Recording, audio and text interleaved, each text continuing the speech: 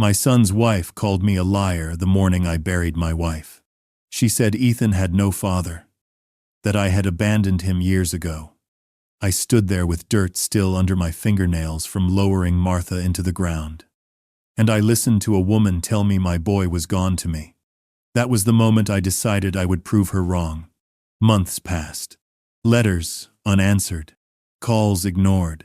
I told myself Ethan was busy, that grief makes people hide. But every night I heard Martha's voice in my head. Don't lose him too. Last week the silence became unbearable. I packed a small bag, bought a ticket, and boarded the first train to Chicago without telling anyone. As the wheels clattered over frozen tracks, I clutched a worn photograph. Ethan at 12, holding a baseball bat too heavy for his shoulders, grinning at me like I was the only person in the stands who mattered. I kept staring at that picture because I was afraid of what I might find when I reached his house. Union Station spilled me out into the bitter night air. My boots slid on patches of ice as I searched for a taxi. I rehearsed what I might say when I saw him. Maybe I would joke that I finally learned how to travel without Martha planning every detail. Maybe I would just hug him until he remembered I was his father. The cab crawled through streets buried in gray snow. The driver hummed to himself, oblivious to the storm inside me. When he stopped in front of Ethan's townhouse, my chest tightened. The windows were dark. The sidewalk hadn't been shoveled in days. A newspaper lay frozen to the steps. I climbed the stairs with shaking hands. Tulips, wrapped in paper, crinkling under my arm. Yellow. The color, Martha said, always chased away the winter gloom. I knocked once, softly, then harder. My voice cracked as I called his name.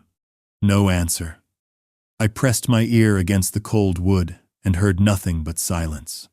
I tried the knob. To my shock, it turned. The door creaked open into darkness. My heart thudded so loud I thought someone might hear it on the street. I stepped inside with the tulips clutched tight, half expecting Ethan to appear from the shadows and laugh at my fear. But the air smelled stale, like a place forgotten. I flicked the switch by the door. Nothing. No light. Only the faint glow from a street lamp leaking through the blinds. My eyes adjusted slowly, picking out shapes that once belonged to family life. A pair of boots by the wall. A child's mitten under the radiator.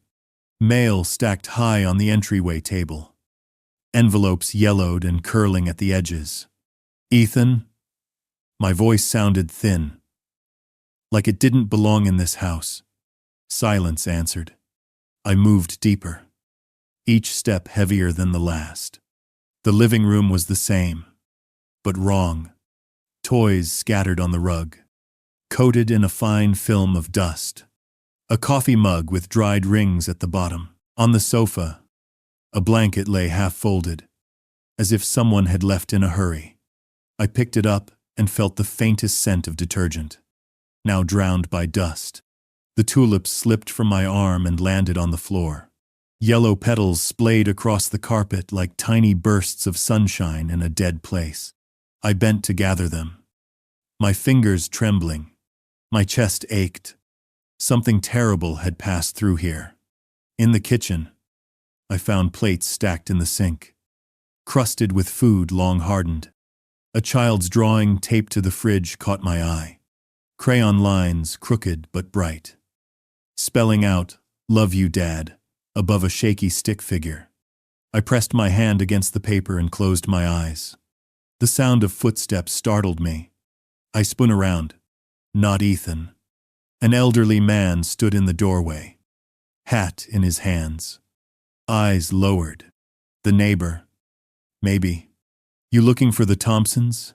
he asked. His voice was wary, careful. "Yes," I said quickly. "I'm his father. Do you know where they've gone?" He frowned, rubbing his chin. "Haven't seen them in weeks. Place has been quiet. Too quiet. Kids usually make a racket. Heard nothing lately. That is, was can now." The world tilted under me. Weeks. Not days. Not a short trip. Weeks. Maybe they're staying with family. I muttered, though I didn't believe my own words. The neighbor didn't either. He tipped his hat and left without another word, leaving me alone with the silence. I pulled out my phone and dialed Ethan again, straight to voicemail. I dialed his wife, Nora. Same result. Desperation clawed at my throat. I tried one more time, holding the phone so tight my knuckles whitened. This time someone answered, but it wasn't my son. Hello? Who is this? Steady, but distant. I'm looking for Ethan Thompson, I said. I'm his father. Where is he? A pause. Then words that froze me where I stood. Sir. This is Saint-Tant, Mary's hospital. Are you family? The room spun. My legs went weak. Yes, I whispered. I'm family. Tell me what's happened.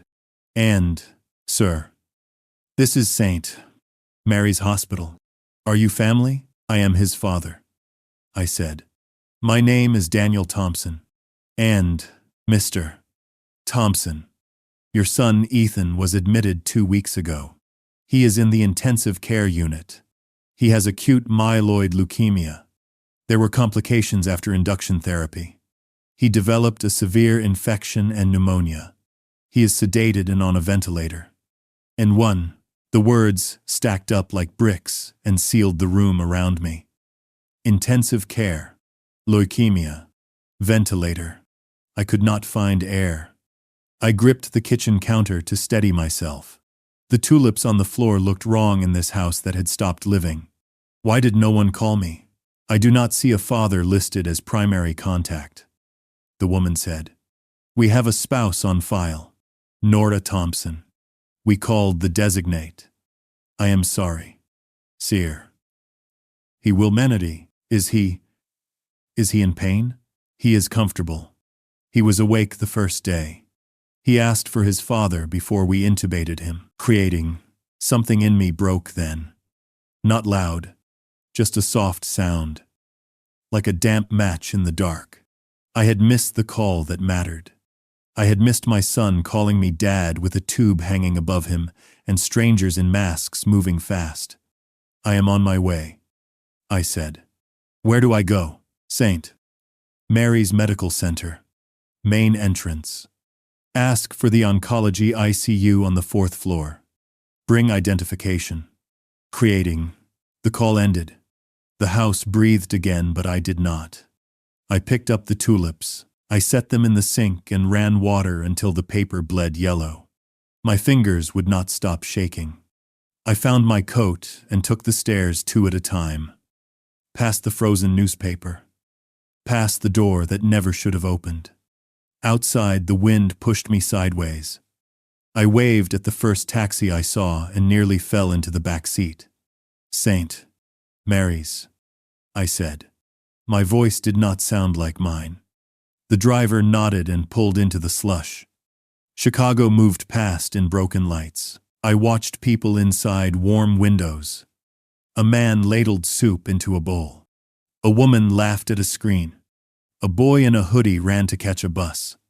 I wanted to press my face to the glass and beg them to come with me. To hold the elevator. To hold the night still until I reached my son. I called Nora again. Voicemail. I called the house line. Nothing. I sent a text. Ethan is in ICU. I am on my way. Answer me. The little dots did not appear. The screen stayed blank. I put the phone on the seat beside me, as if distance might make it ring. At a red light, the driver glanced at me in the mirror. You all right, sir? My son is in the hospital, I said. He did not ask another question. He drove with both hands on the wheel and his eyes on the road. When we reached the emergency entrance, he stopped close to the doors. Good luck, he said. It was the kindest thing anyone could have given me. Inside. Heat whooshed over my face. The lobby gleamed in a way that made me uneasy. Too clean. Too bright. The The security guard pointed to a sign-in desk. I wrote my name without looking at the letters. My hand did not know how to stop shaking. Oncology ICU? I asked. 4th floor. The clerk said. Left bank of elevators. Take one of the silver cars. And then we will condesti. I pressed the button and stared at my reflection in the metal. An older man looked back. Eyes red. Beard not trimmed since Martha's funeral. I remembered the day Ethan was born. The nurse put him in my arms and I was sure I would drop him. His fist gripped my finger and fear left the room. That memory kept me upright now. The elevator opened. I stepped in with a young couple holding a pink blanket. They did not look at me. I did not look at them. We were in different worlds that rode the same box. On the 4th floor, the air changed. It had that hospital smell of bleach and something human underneath. Machines beeped somewhere beyond a set of glass doors. A nurse at the desk looked up as I approached with my ID in my shaking hand. You are Ethan's father, she said after reading the card. I am Jenna. The oncologist will meet you in a moment. We will need you to wear mask and gown before you enter. And he would be one. She pointed to a small alcove with yellow gowns hanging in neat rows. I reached for one and missed the hook twice. Jenna's hand steadied mine without a word. Take your time, she said. He can hear you when you go in. How is where day within Runa. I stood there with the gown limp in my hands and felt the night tilt again. Somewhere behind the glass, a machine counted out my son's breaths. I swallowed and nodded. Tell the doctor I am ready, I said. Tell Ethan his father is here. How is where day within Runa. I put my wallet away and touched the spot over my heart, as if that could push sound through the walls. I whispered his name once. Then again. Jenna gave me a small nod. The clock above the desk clicked to the next minute. I realized time would not wait for me. I slipped the strings over my neck and tied the gown with clumsy fingers. The doctor arrived as I was fastening the gown. He was younger than I expected, with tired eyes behind his glasses and a calm voice that carried more weight than the words themselves. Mr. Thompson? I'm Dr. Reynolds. Your son is stable for now, but he's very ill. Please know that when you see him, the machines and the tubes may look frightening. What matters is that he can hear you. A lever. I nodded, though my throat had closed. He led me down a corridor lined with rooms, each one carrying fragments of lives, suspended between hope and loss. I caught glimpses through half-open blinds. An old man with oxygen tubes, a teenager with no hair, a mother asleep in a chair beside her child. The sounds of beeping monitors became a kind of rhythm that quickened my pulse. Room 418. That was Ethan's. Dr. Reynolds opened the door and stepped back to let me in. My son lay against white sheets, his face pale beneath the fluorescent lights. A tube ran from his mouth to a machine that hissed with each breath. His chest rose and fell, but not on its own. IV lines snaked from both arms into bags of fluid that hung above him. His hair had thinned, clinging in uneven patches. The boy who once hit baseballs past the fence, who once laughed so loud I could hear him from the end of the street, looked small now, smaller than he had been as a child. Ethan, I whispered. My knees buckled, and I grabbed the rail of the bed to steady myself. His eyelids fluttered, just once, but enough. The nurse's words came back. He can hear you. I sat down and took his hand. It was cold and thin, the veins too visible. It's me, Dad. I'm here now. I should have come sooner, but I'm here. Day one of the sitting, the caversely, the monitor beeped faster, almost as if answering. My grip tightened. Memories crashed over me. Ethan at 5, hiding behind the door with a plastic sword, waiting to ambush me when I came home from work. Ethan at 16. Slamming the car door after our fight about college. Ethan at 20. Shaking my hand instead of hugging me when he introduced me to Nora. I wanted every version of him back, all at once. And none would come. I bent close to his ear. I know you asked for me. I'm so sorry I wasn't here. You are not alone. Son, you will never be alone again. And Mannery added Frede. A tear slipped from the corner of his eye. I saw it. I know I did. It carved a path down his cheek and disappeared into the pillow. My chest ached so hard I pressed my fist against it. Dr. Reynolds came closer. That's a good sign. Some awareness remains even under sedation. Keep talking to him. It matters. It's not the ladge. I leaned back in the chair but never let go of his hand. Your mom would tell me not to cry right now. She'd say, be strong for him. But she's not here. Ethan, it's just you and me.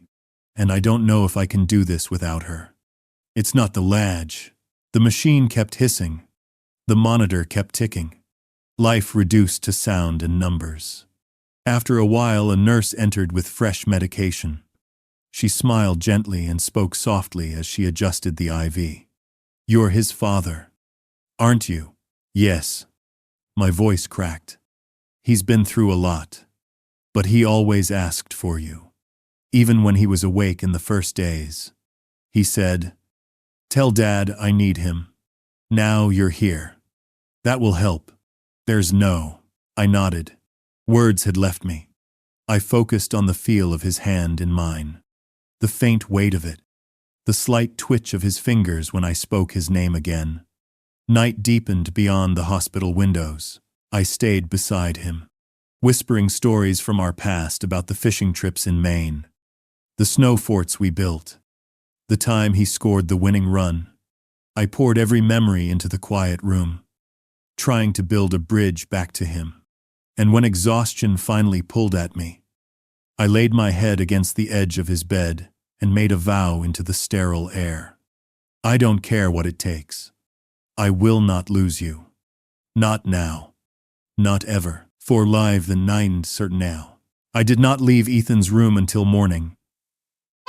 Pressed a pale stripe across the blinds. A nurse brought a paper bag with his things. Wallet. Keys. A ring on a string. A phone wrapped in tape. She said I could use it to reach family. I peeled the tape when my hands stopped shaking. The passcode beat me twice. Then I tried Caleb's birthday, and the screen opened. Messages filled the screen. Work. Friends. Almost nothing from his wife. The last text from Nora was 2 weeks old. One line. I cannot be there every hour. The electronic sign in sheet showed my name twice from last night. Nora's name, once. 8 days ago. 10 minutes between in and out. I stared until the numbers blurred. I told the nurse I needed coffee. In the cafeteria, I sat with a cup. I did not drink and opened the phone again. A social app blinked at the top. Nora's profile lit the screen. Sunglasses. A raised glass. The clip played with sound. Music. Laughter. A rooftop bar over the river. She tilted the camera to show bottles and plates. A hand swept in to clink a glass with hers. The timestamp said 49 minutes ago. Another clip. A hotel lobby tree. Her voice said, best weekend ever, and a man answered close to the mic. That was not my son. I opened her page. Photos of a lake house from last weekend. Still water. No children. Another post with a coat that cost more than a month of my pension. The caption said paid in full. Snow ticked against the window. I went back upstairs and asked about family. The nurse checked the chart. Spouse visited once. A neighbor brought the kids the first day. Since then, they have been with a sitter named Alma. Do you want her number? I called. A young voice answered with relief. Mr. Thompson. I have Caleb and June. 4 nights now. Nora said she needed time. She sent money but does not reply. The kids ask for their dad at bedtime and I do not know what to say. I told Alma thank you until she laughed. I promised I would bring the children when the nurses allowed it. In the hallway, I sat like a man who had forgotten how. I opened Ethan's photos. The last picture he took was a mitten on a radiator. Blue, with a rocket ship. The same mitten I had seen on his floor. He had tried to keep life normal while his fever rose. I texted Nora from Ethan's phone.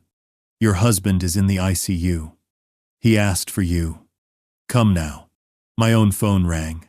Noise slammed into my ear. Music. Glasses. Someone yelling about a reservation. Nora's voice came thin and sharp. Daniel, I saw your text. I am out for an hour. I cannot be at that hospital every day. You do not get to judge me. He is sedated. I said. Your children are sleeping in a sitter's apartment. Come now. He told me to live my life if it got worse. He did not want me to watch him die. He asked for me. I said. He asked once. She said. Maybe he meant you because you always need to be needed. Who are you with? Friends. A man's voice slid in. Babe. They opened the terrace. She covered the speaker, but not well enough. I will send the sitter money in the morning. She said. Do not make a scene. You do not know our life. Our life is that he is here and you are not. Come now or do not come at all. But do not pretend you did everything you could. The line went dead. I stared at the city until my breath fogged the glass and cleared. I went back to Ethan, took his hand, and told him what I had always told him when thunder shook the roof. I am here. I will not let the dark take you. His fingers twitched. It was enough to steady me. I opened the banking alerts on his phone. Charges lit the screen like a map. A rooftop lounge. A riverfront hotel. A weekend at a lake property, 2 hours north. The dates matched the days he spiked fevers and begged to go home. The totals were wrong. The pattern was wrong. I did not yet know whose money paid for those nights. I only knew I would find out and stop it. I set the phone back in the bag. I leaned close to his ear. Rest. Son, I will bring the kids. I will take care of what you cannot. The monitor steadied. The ventilator kept time. I started a list in my head. A sitter address. A bar receipt. A name I had heard in the background. When the sun lifted itself over the snow, I had the first clear look at Betrayal. Before I moved, I asked the unit clerk to print the visitor policy. 2 names were listed as approved. Nora and a blank line no one had filled. Space where my name should have been. That emptiness stung more than I expected. Back in the room, I watched a volunteer wheel past with books for families. None were for us. Our family was scattered across a bar, a sitter's couch, and a bed that breathed for my son. I pressed my palm over his wrist and counted the beats the machine would not show me. I counted until my own pulse slowed. I carried the bag with Ethan's things back to the cafeteria. The smell of burnt coffee and disinfectant clung to me. I opened his wallet. Receipts spilled out. Not hospital bills. Not grocery lists. Designer clothing stores. Hotel charges. A wine bar. The dates lined up with the weeks Ethan was admitted. One slip was folded small. A bank withdrawal, $5,000 in cash, signed with my name. My chest went hollow. I had given him access years ago to help with the kids' school costs. I never closed it after Martha died. I trusted him. And somehow Nora had been pulling from it. I left my untouched coffee on the table and walked outside into the brittle air. The city noise cut sharp against the silence of the hospital halls. I pulled out my own phone and logged into my account. Transactions lined the screen. Luxury stores. Lake house rentals. A rental car in someone else's name. Altogether, tens of thousands drained. I felt the same cold as when Martha's doctor said the word terminal. Betrayal carves a deeper wound than death. Back inside, I asked for a private room. I spread the receipts across the table. I wrote dates in a small notebook, linking each withdrawal to the exact day Ethan was receiving chemo. While his veins burned, while his skin cracked. She bought champagne on the riverfront. I called the bank. A woman answered. Calm and clipped, I confirmed my identity. Gave the details. Freeze all linked cards. I said, remove every authorized user except me. Send alerts to my phone only. Any ones the tan, she hesitated. That will affect the secondary signer. She may be unaware. Any ones the tan, she is aware. I said. My voice came like gravel. When the call ended, I leaned back. A kind of grim peace settled over me. For the first time since stepping off that train, I felt like I could act instead of drown. I returned to Ethan's room. The machines ticked and hissed. I took his hand. Rest now. I am fixing what I can. You fight inside. I will fight out there. Andy stated. His eyelids fluttered. I could not tell if it was reflex or recognition. But I spoke anyway. Your children are safe. Alma cares for them. They will come soon. And your wife will not touch one more dollar that was meant for you. Andy stated. I stayed until night. Nurses came and went. I whispered stories. But in my head, I built a case. Photos. Receipts. Bank records. Witnesses. The pattern was clear. She had taken money, left children, and walked into another man's arms. Around midnight, my phone buzzed. An unknown number. I answered. Laughter echoed behind the voice. It was Nora. What did you do? She hissed. My card was declined at dinner. Do you know how humiliating that was? You should ask your husband what humiliation is. I said. Lying here, fighting to breathe, while you drink on my savings. And you think you can control me? You're just an old man chasing ghosts. Ethan told me not to drag you into this. And he told me he needed me. And I am here. You are not. And she cursed and hung up. I saved the call log, adding it to my notes. Another stone in the wall I was building around my son and grandchildren. I sat through the night, watching the monitor's steady green lines. Each beat felt like a reminder. Fight for him, even when he cannot. By dawn, I had what I needed. Proof of every dollar she stole. Proof of every day she vanished. Proof enough to end her control. The sun crept into the room.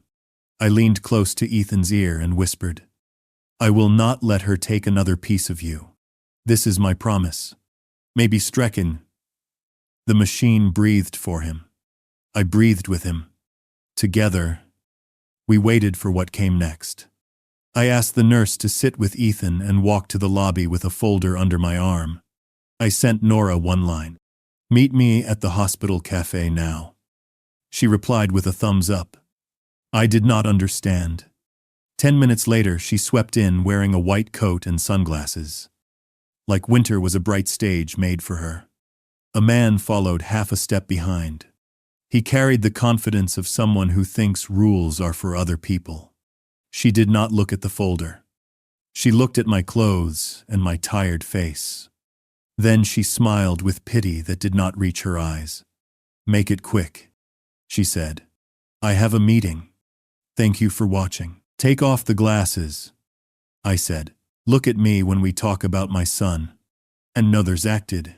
She removed them with a little sigh and sat. The man stayed standing with his hands in his pockets. This is Miles, she said. He is a friend. And Nothers acted. I laid 3 photographs on the table. The lake house, the rooftop bar, the hotel lobby tree. The dates were written in the corner in my small hand. Her eyes flicked down and then away. You froze the cards, she said. I had work clients in that hotel. And Nothers acted. You paid with my savings, I said. That money was for Caleb and June, for food and school, for heat, for life, not for your nights. Thanks for watching. You gave Ethan access, she said. We share a life. That is how marriage works. Thanks for watching. Marriage means being there when the doctor says leukemia. I said. It means holding a hand when the fever breaks at 3 in the morning. It means showing up for 10 minutes more than once in 8 days. Thanks for watching. She leaned forward. Her perfume pushed the coffee smell aside.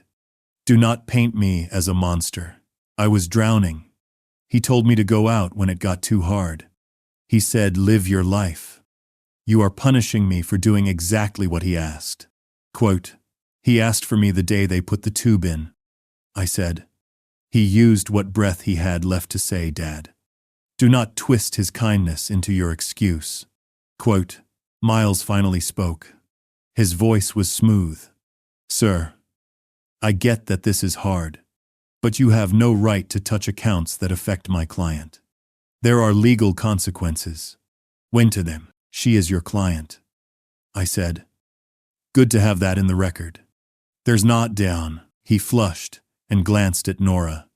She lifted a shoulder. You are out of line. Daniel, you were absent for years. You do not know us. You arrive now and claim the high road. A day late. $1 short. There's not down. I opened the folder. Receipts. Bank statements. A printout of text messages to the sitter. Time stamped at midnight and dawn. I slid them across the table in a neat stack. You left the children with a student 4 nights in a row. I said. You told her you needed air. You sent her money you took from me. While Ethan begged for breath 2 miles away. It says. Nora's eyes hardened. I will take the children home today, she said. I will also speak to an attorney about you freezing funds. If you try to interfere with their routine again, I will file for custody. And I will win. In effect. On what grounds? I asked. Neglect, she said. You are old. You are alone.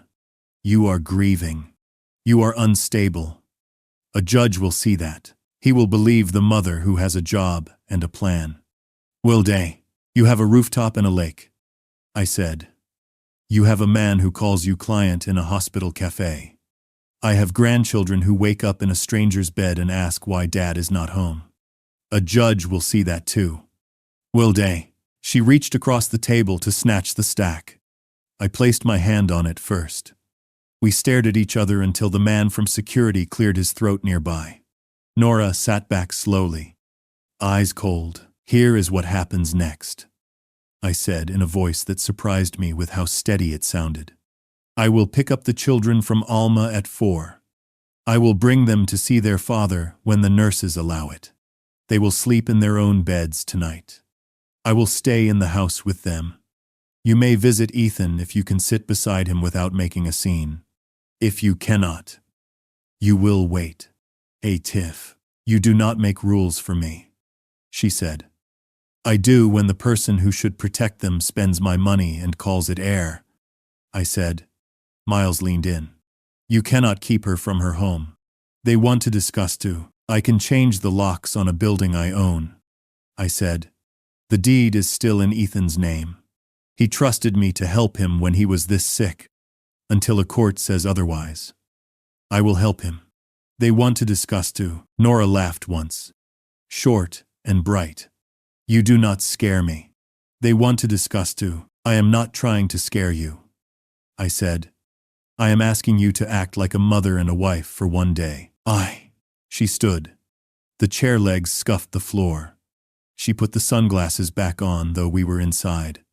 Enjoy your little victory, she said. You will regret crossing me. She left without looking back. Miles stayed a beat longer, as if he might say something decent. Then he followed her out. The room felt colder when they were gone. I picked up the folder and held it against my chest. I walked straight to the 4th floor and stood in the doorway of room 418 until the nurse looked up and nodded me in. Ethan's face had not changed. The machine breathed. The monitor counted. I took his hand. She will come if she can sit quietly, I said. If she cannot, we will guard this room like a chapel. I will bring the kids. They will see you. They will know you fought. A tear slid from his eye again. Or maybe the light caught the salt left by the first one. I chose to believe it was new. I pressed my lips to his knuckles. I am here, I said. I will not stop. Sent us. My phone buzzed with 3 alerts. Declined charges. Hotel. Restaurant. Designer store. Each one sent a small current through me. Not joy. Not triumph. Only the calm of a storm finally turning away from a roof. I folded the folder shut. I brushed Ethan's hair from his forehead with the back of my fingers. Then I sat and began to plan for the long day that would lead us to the real fight. The next morning I woke stiff in the chair beside Ethan's bed. A blanket had been draped across my shoulders. One of the night nurses must have done it. The machines still breathed for him. Steady and relentless. I rubbed my eyes, stood, and stretched until my back cracked. I had decisions to make. Downstairs. I called the locksmith whose number I still had from years back when Martha and I helped Ethan buy the townhouse. He remembered me. By noon, new locks would be on every door. Only my keys would open them. Next, I called Alma. Her relief poured through the line. The children need home. Mr. Thompson. They need to smell their own pillows again. I promised I'd be there by 4. I'd bring them to see their father. Then stay in the house with them. She started to cry softly before thanking me over and over. I made another call to the bank. I asked them to flag every transaction tied to Nora's name. Fraud alerts. Automatic. They confirmed no further withdrawals could pass. The dam was closed. At the hospital cafe, I spread my notes in neat rows. Dates. Amounts. Photographs. I wrote statements as if I were already before a judge. I printed copies and slid them into folders. One for me. One for Ethan's doctor if questions arose. One for an attorney if I needed it. 40 years as an engineer had taught me that systems break at their weakest points. Nora's weakness was simple. Proof. When the nurse checked vitals, I asked about visitation. She nodded. If the children are calm, they can sit for a while. It often helps patients to hear their voices. And Stan. By late afternoon, I took a cab across town. The sitter's small apartment smelled of crayons and warm milk. Caleb threw himself into my arms, his little body shaking. June hid behind Alma until I crouched low and whispered, "Daddy needs you. Will you come with me?" Her small hand slid into mine. On the ride back, Caleb asked, "Is Daddy better?" I swallowed hard. He is very sick. But he is strong. We're going to see him. June clutched her doll tight against her chest and whispered, "Mommy doesn't come." I had no answer that would not hurt. At the ICU, the nurses prepared the children gently. Hand sanitizer. Soft voices. Masks too big for their faces. When they entered the room, Ethan's eyelids fluttered. Caleb climbed carefully onto the chair and whispered, "Hi, Dad." The monitor jumped. My throat closed. June laid her doll on the blanket beside his arm and patted it like she was soothing him. I leaned close to Ethan's ear. "They're here. Son. They're safe." Another tear slipped from his eye. We stayed until the children grew restless. I walked them out, past nurses who smiled softly as if sharing the weight of the moment. Outside, the locksmith called. The house was secured. New keys waited in my pocket. That night, I tucked Caleb and June into their own beds. They slept quickly, exhaustion heavy on their small faces. I sat in Ethan's chair at the kitchen table, folders spread before me. I outlined every step left. Custody preparations, financial safeguards, medical authorizations. Each task a wall between my son's fragile breaths and the chaos Nora had brought. Around midnight my phone buzzed again. Unknown number. Nora's voice. Sharp and panicked. The locks, the bank. You think you can erase me? I didn't erase you, I said. You did that yourself. Tenzes, you'll regret this. She snapped. I'll take the kids. I'll take everything. Tenzeresh. I looked at the 2-bedroom doors down the hall. Silent except for the even breaths of sleeping children. No, I said. You'll take nothing more. Then I ended the call. For the first time in weeks, I felt the quiet of the house wrap around me like something protective. My son's children were safe. My son was fighting, and I, their father and grandfather, had finally stepped into the place where I should have been all along. The following day began with the sound of Caleb's feet running down the stairs. June followed, clutching her doll. I made them oatmeal and tried to smile as if the world were ordinary, when they laughed at the steam curling from their spoons. For a moment I believed it, but the phone in my pocket reminded me it wasn't over. By mid-morning, Nora appeared at the door. She rattled the knob, cursed at the new lock, and pounded until the children froze in place. I told them to stay in the kitchen and stepped into the hall. Through the frosted glass, her outline shifted like a shadow trying to break in. I opened the door just enough to stand in the frame. She pushed, but the chain held. You can't keep me out of my own house, she spat. This is Ethan's house, I said, and until he can speak, I'll protect it. I walking see. She lowered her voice but not her fury. You'll lose in court. I'll tell the judge you're unstable, that you're manipulating the children. You unlong it. I slid a folder through the gap. Receipts, statements, photographs.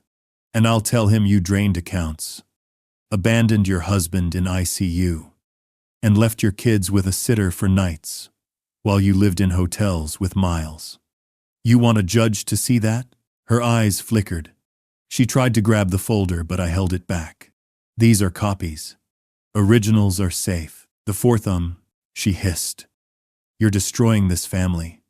The pension value sell. You already did, I said. I'm just salvaging what's left. The pension value sell. From the kitchen, Caleb called. Grandpa? His voice cracked. Nora leaned to look, but I blocked her view. Go, I said. If you want to see Ethan, you do it at the hospital. Quietly. If you want the children, you prove you can act like a mother. Until then, stay away. The fourth her hand trembled on the doorframe. For the first time, I saw not rage but fear. She stepped back, yanked her sunglasses down over her eyes, and stormed to a waiting car. Miles held the door for her. She didn't look back. That afternoon I brought the children to the ICU again. Caleb read from a book he carried in his backpack. June hummed to her doll and pressed it against Ethan's arm. The monitor jumped with each small sound. Doctor. Reynolds entered quietly, nodding at me. He knows they're here, he said. Keep bringing them. I intel infrates. Later. In the hospital corridor. Nora cornered me. Her tone was brittle. I'll cut a deal. Give me access to funds and I'll leave custody alone. I intel infrates. I stared until she looked away. You don't bargain with a father who has nothing left to lose, I said. You underestimated that. And he would build body Inder was being no, she whispered harshly. I'll ruin you. And he would build body Inder was being no. You already tried, I said. But the children still laugh. Ethan still breathes. And I still stand here. That means you failed. And he would build body Inder was being no. She lifted her chin. You think you've won? You haven't seen me fight. And Neither have you seen me, I said. My voice shook, but not with fear. Every breath my son takes is another nail in the wall I'm building between him and your betrayal. You can scream. You can threaten. You can call every lawyer in this city. But you will not break through. And she pressed her lips tight, then turned and walked away. Her heels struck the tile like small explosions. I went back into Ethan's room. His eyes fluttered again. His fingers twitched in my hand. I leaned close. She can't hurt you anymore, son. Not while I'm here. Elsie done. For the first time, I thought I saw the faintest curl of his lips, almost a smile under the tape and tubes. Whether it was real or my need to believe, I took it as a sign. That night, after settling the children into bed, I sat by the window of the townhouse. Snow fell steady against the glass. I thought of Martha, of the promise I had made at her grave not to lose our boy. My chest hurt. But it was not the ache of helplessness anymore. It was the ache of fighting. The storm outside thickened. But inside, for the first time in weeks, I felt the ground under me hold firm. Morning came quietly. The snow had stopped. The city felt washed and bare. I made pancakes for the children and packed their backpacks. June tucked her doll inside with only the head showing. Caleb asked if we could bring the book for Dad again. I said yes. At the hospital, Dr. Reynolds met us at the door. His eyes looked tired but kind. He said Ethan had tolerated the night well. They planned to lighten the sedation. If his lungs held, they would try to remove the tube later. I felt my knees weaken. I gripped the rail and nodded. We went in. I told Ethan we were here. Caleb held the book and read in a careful voice. June hummed and patted his arm. The monitor rose and fell like a small tide. When the nurse asked us to step out for a moment, I took the children to the family room and called an attorney whose name Alma had given me. Miss Carter answered on the second ring. I told her everything in plain words. She listened without interrupting. She asked for documents. I brought the folder to the copy machine and sent scans while the children watched cartoons with the volume low. Miss Carter called back within an hour. She would file for a temporary order to protect the children and the house. She would request that medical updates also be given to me as an approved surrogate when the spouse was not present. She warned that a judge could take days. I told her I would wait on the bench outside the courtroom if needed. She told me to breathe. Then she asked about the kids. When I said they were safe, she said good, in a voice that sounded like a prayer. In the afternoon, the nurse waved us back to Ethan's room. The sedation was lighter. His eyes opened a little. They did not focus at first. Then they found me. There was fear and pain, and then recognition. I said his name and he tried to nod. Dr. Reynolds said they would try to remove the tube. He explained the steps like a teacher with careful students. I stood by the window with the children. I whispered the only words I could trust. We are here. We are not leaving. The room went still, except for the soft speech of the team. They worked with calm hands. The hiss changed. The machine quieted. Ethan made a small sound like a cough. Then the tube was gone. He breathed on his own with a mask over his face. He winced and reached for water. The nurse moistened his lips. He tried to speak, but no sound came. I told him not to rush. He closed his eyes and let one tear fall. I caught it with the corner of a tissue and almost laughed, because I had no other way to hold the joy that broke through my chest. Caleb stepped forward. He whispered, "Hi, Dad," and lifted the book. Ethan lifted his hand 2 inches from the sheet. It shook. Caleb touched it with a finger and smiled so wide it hurt to see. June slid her doll under Ethan's arm again. He let it rest there as if it were a small, warm bird. Security called me to the hall. Nora had arrived. Her lipstick was perfect. Her eyes were not. She said she wanted to see her husband. I told her she could if she stayed calm. She nodded and walked in. For a moment I saw her as she must have been once. Young, stubborn, afraid to lose what she wanted. She stood at the foot of the bed and stared at the tubes that were left, and at the mask that fogged with each breath. She said his name. He blinked. She said, "I am sorry," in a voice that barely reached him. It hung in the air between them like smoke. Then the apology bent. She asked about money. She asked about the house. She said she needed her cards back. The nurse looked at me. I asked Nora to step into the hall. She snapped. Her voice cut through the unit. She said I had turned her life into a mess. She said I was stealing her children. She said I was punishing her because Martha was gone, and I needed someone to blame. A mother at another door flinched and drew back. Security came with quiet steps. I held up my hand and asked Nora to lower her voice.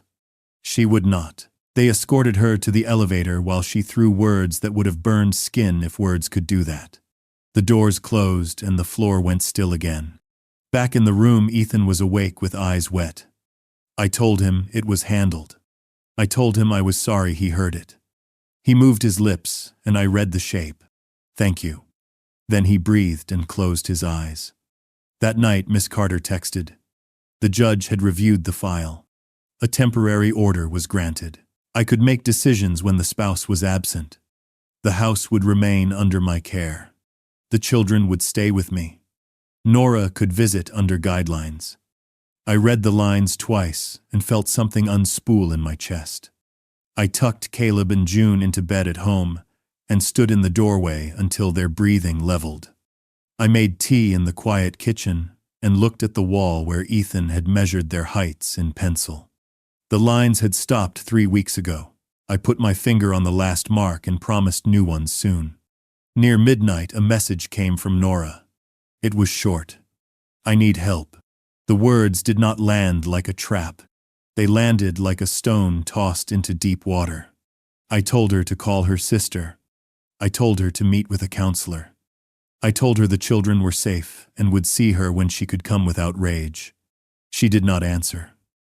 I set the phone face down and let the silence sit. The next day we returned to the hospital. Ethan breathed without the tube.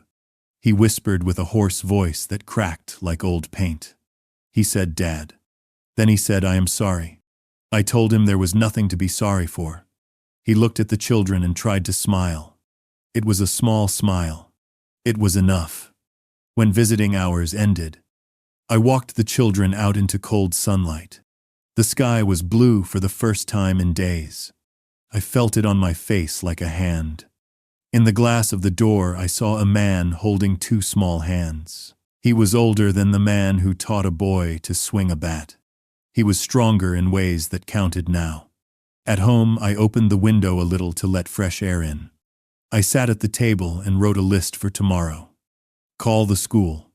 Meet Miss Carter. Bring clean clothes to the hospital. Teach Caleb how to tie a new knot in his boot. Show June how to braid a doll's hair. None of it felt small. Each item felt like a brick in a road that might lead us out. That night, I dreamed of Martha. She did not speak. She only rested her hand on my shoulder the way she used to when storms moved in from the bay. I woke and found that my breath matched the slow breath of a sleeping house. For the first time since the call from the hospital, I did not feel like I was falling. Spring arrived slowly that year. But when it did, the city thawed like it had been holding its breath. By March, Ethan was sitting up in bed without the mask. His voice was raw, but he used it to ask about Caleb's homework and June's favorite doll. Each question built a bridge back to the life he thought he had lost. The doctors called his progress remarkable. His blood counts rose inch by inch. As if his body had finally decided it wanted to stay. They said the road would still be long, more treatment. More risk, but hope had returned to the room. I carried that word like a fragile glass in my pocket. Nora came once. Quiet this time. No sunglasses. No perfume cloud. She stood at the foot of the bed. Said nothing for a full minute. And then whispered she was sorry. Ethan looked at her. then at me. He closed his eyes and turned his face toward the window. She left before the children arrived. After that, she kept her distance. The court order held, and Miss Carter told me we were moving toward permanency. By summer, Ethan was home, thin, fragile, but home. He walked the stairs one step at a time, the children circling him like satellites.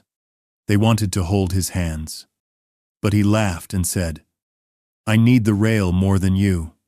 Their laughter filled the hall in a way I had not heard in months. We built a new rhythm. Mornings with pancakes, afternoons with board games, evenings reading aloud.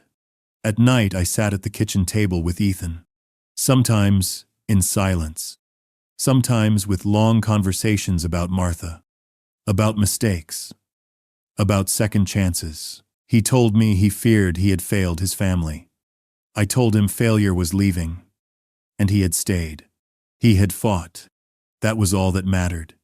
A year later, the townhouse felt alive again. Sunlight spilled through clean windows. Caleb's baseball glove sat on the counter. June's drawings covered the fridge. Ethan's hair had grown back, messy and stubborn. He was back to sketching designs at the table, pencils tapping in the same rhythm he used when he was a boy. On the anniversary of his release, we walked together to the park. He held June's hand. I held Caleb's dying, and we watched the children chase each other across the grass. Ethan stopped and looked at me. His voice was steady. "You saved us," he said. I shook my head. "No, you saved yourself. I just cleared the path." Sonata. We sat on the bench where Martha once liked to watch birds. The children tumbled in the grass. Ethan leaned back, eyes closed, face tilted toward the sun. "I thought I'd never see another spring," he whispered. "You will see many," I said, "and so will they."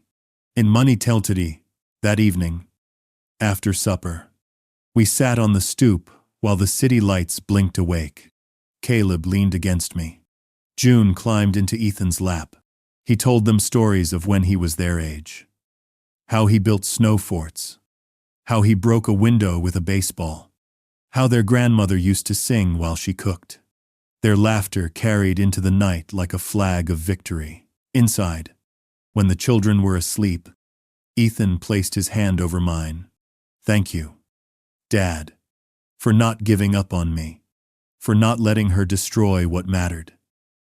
His eyes glistened but did not break. I thought of Martha, of promises made in a cemetery with cold earth on my boots. I thought of nights filled with machines hissing and lawyers whispering.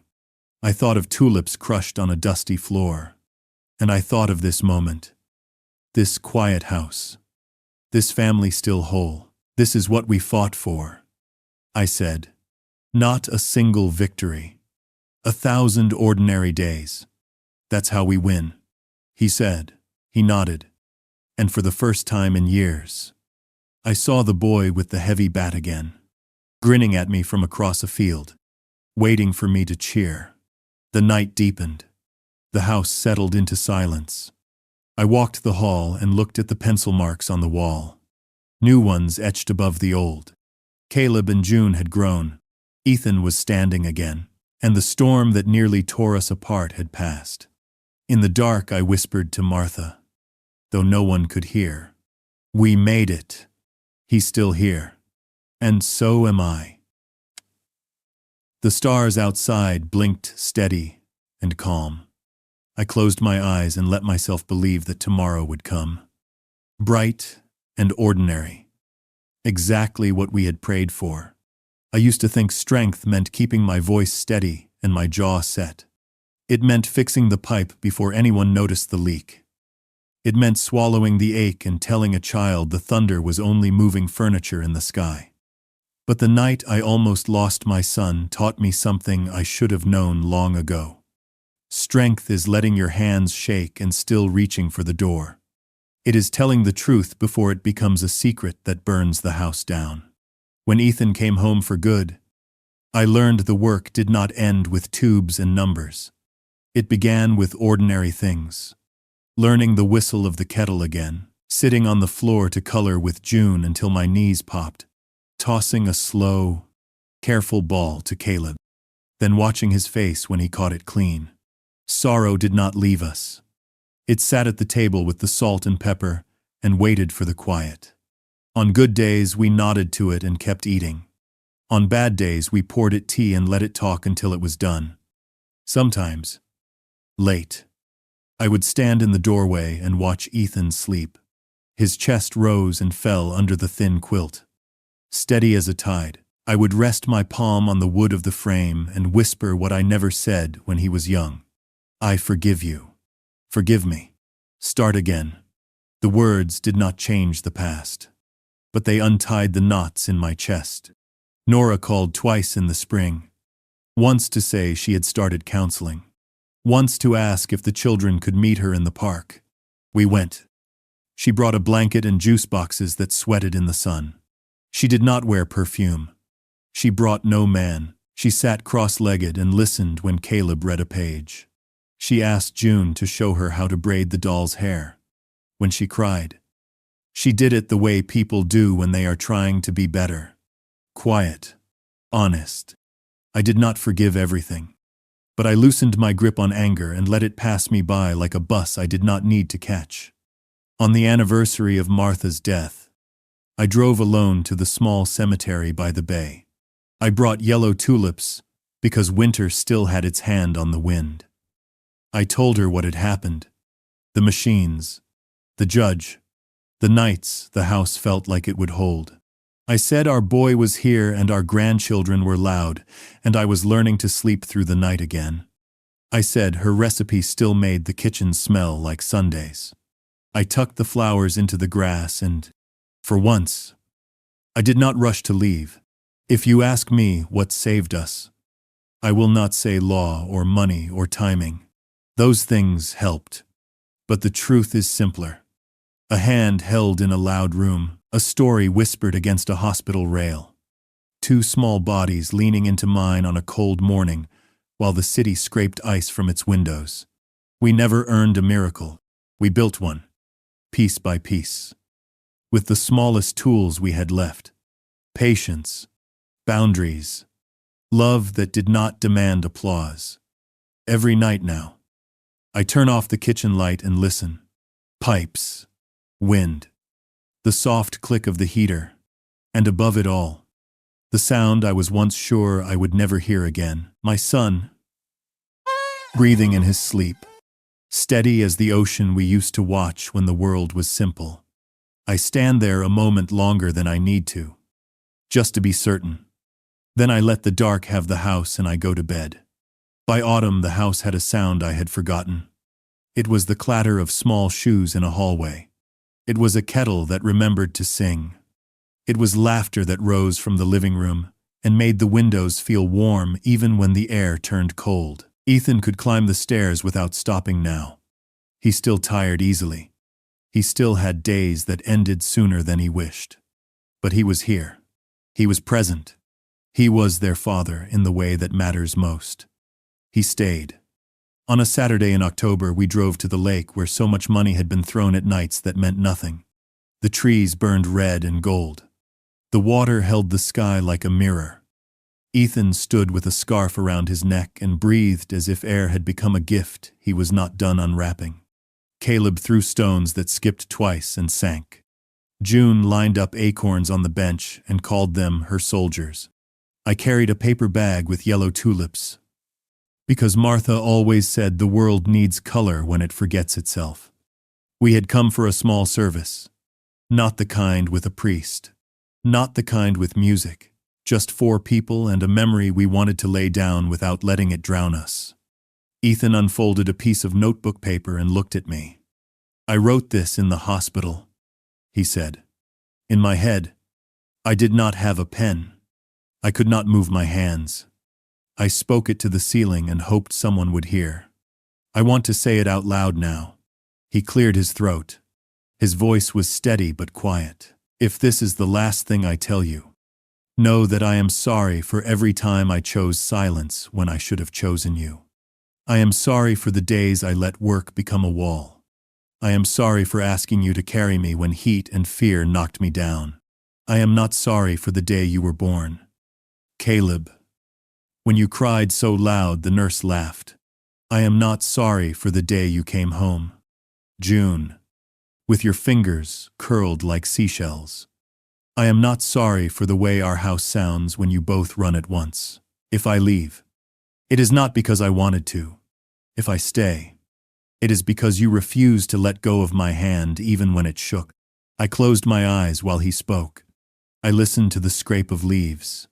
I listened to the slow lap of water. When he finished, Caleb climbed onto the bench and hugged him without a word. June placed one acorn in his palm. For luck, she said. He laughed and cried at the same time. I turned away and pretended I was watching geese move across the far shore.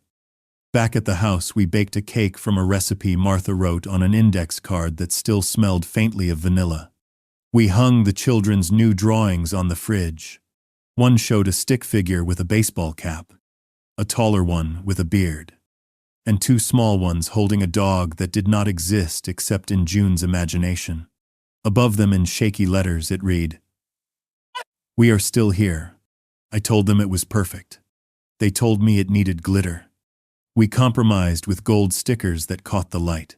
In November, the court made the order permanent. Ethan had legal authority for the house and the children. Nora would have scheduled visits if she kept counseling and kept calm. There were conditions she could reach if she wanted them. She sent a message that said, "Thank you for not taking them from me." I did not answer. There are times when a reply begins a fight, no one wins. There are times when silence is the only clean line you can draw. On the first snow of the new winter, I woke to find Caleb and June sleeping on the living room floor under a mountain of blankets. They had left their bedroom in the night and built a fort because the radiator made a sound like a train, and they wanted to travel. I tucked the blankets around them and watched their small chests rise and fall. The train sound was only heat, making its slow argument with the cold.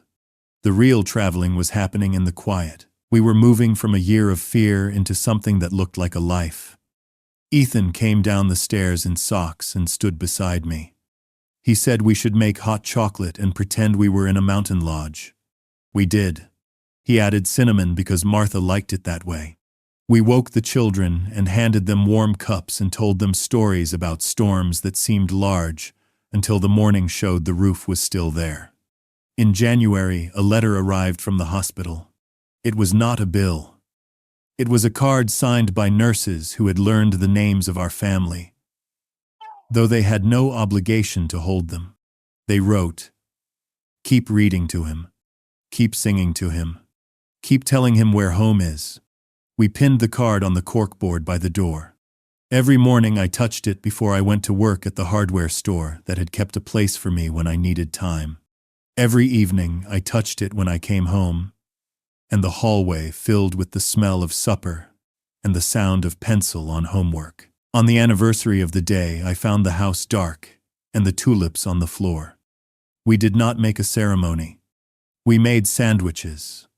We walked to the park and sat on the bench where Ethan had once said he thought he would never see another spring. The children chased each other until their cheeks went red. Ethan leaned back and watched them and said nothing for a long time. When he did speak, it was to ask if I remembered the night he broke Mrs. Klein's window with a baseball. I reminded him that I told him to go to the door and confess. He reminded me that I walked beside him the whole way. We laughed until the cold sent us home. There were still hard days. There were nights when Caleb woke and cried because he had dreamt the machines were back. There were mornings when Ethan could not stop shaking until he sat on the bottom step and put his head in his hands. There were afternoons when June asked why everyone whispered on her birthday last year, and I could not find a better answer than, "We were scared." But there were also great days. There were spelling tests pinned to the wall. There were slow walks to the bakery for bread that crackled. There were afternoons when the living room filled with music from a cheap radio, and June danced, and Caleb learned a two-step, and Ethan clapped until he remembered to breathe deep again. In March, we drove to the coast. The bay was gray. The sky was the color of old pewter. We walked up the hill to the cemetery where Martha waited the way the dead wait. Not sleeping, just holding a place. I asked the children to run a little ahead. Ethan and I stood by the stone and did not speak for a long time. When we did, Ethan said he had a question and did not know if I could answer. He asked if I ever hated him for getting sick. I said I hated the world for a while. I hated the stairs. I hated the way the hospital smelled. I hated the sky for being so blue on the day they said ventilator. But not him. Never him. I told him the truth I had learned in the quiet. Love does not keep score. It keeps going. He nodded and knelt with care to set tulips at the base of the stone. He whispered, "Thank you, Mom." Then he stood and held my arm while I pretended I did not need help with the slope. Caleb and June raced back and grabbed our hands, and we walked down together like a small parade that did not know whether to sing or cry. When we reached the bottom of the hill, Ethan stopped. He turned to the children. He told them the story of the night in the hospital when he tried to say Dad through a tube. He told them he heard their voices even when he could not answer. He told them he felt a hand on his fingers and knew he was not lost. Caleb looked up at me. June put her palm against Ethan's cheek. The wind lifted and dropped. The world kept breathing. Back home, I took a marker and drew a new line on the kitchen wall. It was not for height. It was for time. Above it I wrote, "The day we understood." Under it I wrote the date. Ethan laughed and told me I was sentimental. I told him I was old. The children asked if we could draw their own lines. I said yes and watched them scribble hearts and stars until the paint disappeared under the busy proof that we had been here. At night I sit at the end of the hallway while the house goes quiet, one room at a time. I listen for the soft rise and fall of breath behind each door. I listen for pipes and wind and the small complaints of old wood. When it is very still, I can hear my own heart measure out the distance between what we almost lost and what we have now. It is a miracle so plain I would miss it if I looked for light through a cloud. It lives in ordinary minutes. It lives in the weight of a sleeping child on a shoulder.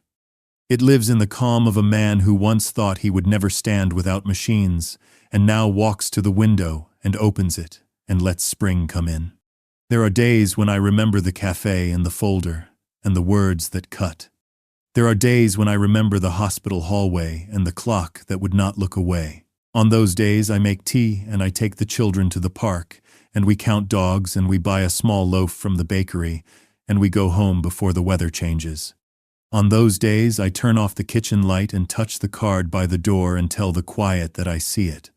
I survived you. You can rest now. If you ask me what I would tell the man who stepped off the train with tulips and fear, I would tell him this: go anyway. Knock anyway. Open the door even if your hand shakes. You think you are late. You think love has closed. But it waits. It waits with a small chair by a bed and an extra pillow on a couch and a space on a wall where new marks can rise. It waits in the soft spot under a child's ear and in the way a son says Dad when he means I am not alone. Go anyway. The world will break your heart. Let it. Then do the daily work that stitches one more day to the next. The seam will not show in the end. What will show is the line of days you refused to surrender. Tonight I will wash the mugs and stack them to dry. I will check the locks.